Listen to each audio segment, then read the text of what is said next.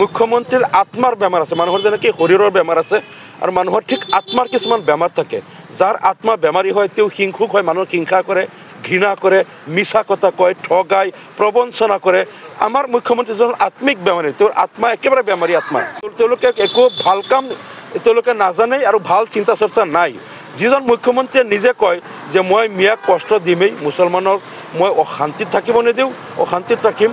মানে এই মুছলমান, মই কালিও কৈছিলোঁ যে মুখ্যমন্ত্ৰীৰ আত্মাৰ বেমাৰ আছে, মানুহৰ যেনেকৈ শৰীৰৰ বেমাৰ আছে আৰু মানুহৰ ঠিক আত্মাৰ কিছুমান বেমাৰ থাকে। যাৰ আত্মা বেমাৰী হয় তেওঁ হিংসুক হয়, মানুহক হিংসা কৰে, ঘৃণা কৰে, মিছা কথা কয়, ঠগায়, প্ৰবঞ্চনা কৰে। আমাৰ মুখ্যমন্ত্ৰীজন আত্মিক বেমাৰী, তেওঁৰ আত্মা একেবাৰে বেমাৰী আত্মা।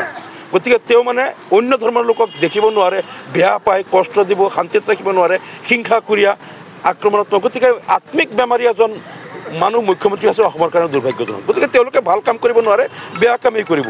এই উচ্ছেদ কৰিব, কেনেকৈ মানুহক অঘৰী কৰিব, কেনেকৈ মানুহক মানে তেওঁলোকৰ ইনকাম চ'ৰ্চ বন্ধ কৰিব, মুছলমান হ'ল বুলি কেনেকৈ ইহঁতৰ ল'ৰা ছোৱালী মেডিকেল পঢ়ি আছে, আজি উন্নতি হৈ আছে, গতিকে এওঁলোকক উচ্ছেদ কৰ, যাতে তেওঁলোকৰ ল'ৰা ছোৱালী শিক্ষা দিব নোৱাৰে।